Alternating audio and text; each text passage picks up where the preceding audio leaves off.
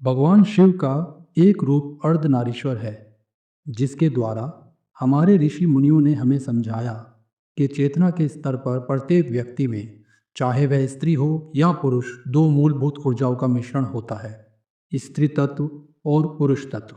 इसे हम फेमिनिन और मैस्कुलिनिटी भी कह सकते हैं।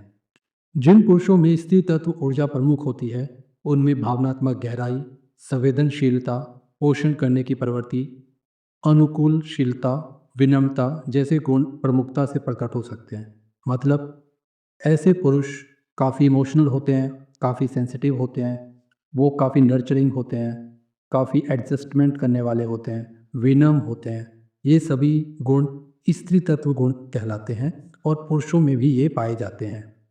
जिन महिलाओं में पुरुष ऊर्जा की मात्रा अधिक होती है, निर्णय लेने वाली और प्रैक्टिकल, कॉन्फिडेंट और असर्टिवनेस, डोमिनेंस, ये सभी गुण उन महिलाओं में हो सकते हैं जिनमें पुरुष ऊर्जा ज़्यादा हो, मतलब पुरुष तत्व ज़्यादा हो, मैस्कुलिनिटी ज़्यादा हो। तो हर इंसान, चाहे वह स्त्री हो या पुरुष, उनमें इन ऊर्जाओं का, स्त्री तत्व पुरुष तत्व ऊर्जाओं का मिश्रण होता है और इसकी जो रेशो है, जो प्रोपोर्शन है, वो अलग अलग होती है। तो अगर किसी पुरुष में स्त्री तत्व ज़्यादा है तो वह काफ़ी नर्चरिंग होगा, काफ़ी इमोशनल होगा। सिमिलरली अगर महिला में पुरुष तत्व ज़्यादा है तो हो सकता है उसमें पुरुष जैसी क्वालिटीज़ अधिक हो।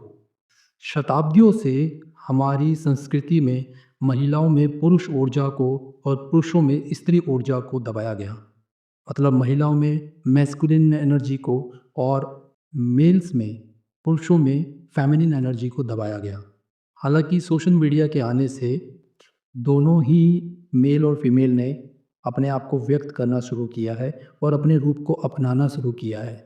आज जो मेल है वो खुलकर कहते हैं कि हाँ, हम इमोशनल हैं, हाँ हम भी केयरिंग है, हम भी नर्चरिंग है, हम भी जो है एडजस्टमेंट करते हैं। और सिमिलरली आज एक फ़ीमेल खुलकर लीडरशिप क्वालिटीज़ और बाहर निकलकर ऊंचे ऊंचे पदों को संभालना और रिस्पॉन्सिबिलिटीज़ लेना और ये सभी चीज़ें कर रही है। इस प्रकार जो पारंपरिक बाधाएं हैं वो टूट रही है और ये टूटना ज़रूरी है। ये बदलाव ज़रूरी है समाज के लिए, क्योंकि हम सभी के भीतर जो स्त्री और पुरुष तत्व है, जो मैस्कुलिन और फेमिनिन एनर्जी हम सभी के भीतर है, उसको बैलेंस करना हमारा कर्तव्य है। जो फेमिनिन और मैस्कुलिन एनर्जी है, उसको बैलेंस करने के लिए ही शादियाँ होती हैं। तो जब भी शादी हो, उसमें सबसे पहले ये देखा जाना चाहिए, अगर लड़की में पुरुष तत्व ज़्यादा है तो लड़के में स्त्री तत्व ज़्यादा होना चाहिए। अगर दोनों लड़का लड़की दोनों में पुरुष तत्व ज़्यादा है, दोनों मैस्कुलिन एनर्जी के हैं, तो वो शादी में बहुत ज़्यादा टकराव होगी, बहुत ज़्यादा ईगो क्लैश होगा। सिमिलरली अगर दोनों ही स्त्री तत्व है तो कॉन्फिडेंस से नहीं जी पाएंगे, वो दोनों ही दबे रहेंगे। तो इस प्रकार जो शादियाँ बनी हैं, जैसे भगवान शिव और माता पार्वती की जो शादी है, वो हमें दर्शाती है एक मैस्कुलिन और एक फेमिनिन की एक कॉस्मिक मैरिज।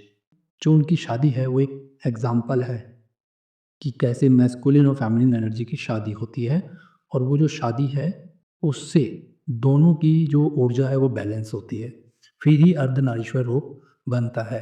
तो जब हम ये दोनों ऊर्जाओं को बैलेंस कर लेते हैं अपने भीतर, यदि हम दोनों ऊर्जाओं को बिल्कुल इक्वल बैलेंस कर लें और हमारे भीतर ना फेमिनिन और मैस्कुलिन एनर्जी इक्वल अमाउंट में हो जाए, तो हम इन दोनों आइडेंटिफिकेशन से छूट जाते हैं। और जब हम इन्हीं दोनों आइडेंटिटी से छूटते हैं तो हमारे भीतर की जो सुषुम्ना नाड़ी है उससे हमारा ऊर्जा का प्रवाह होता है, जिससे हम हमारी जो चेतना का स्तर है उसको मोक्ष तक ले जा सकते हैं।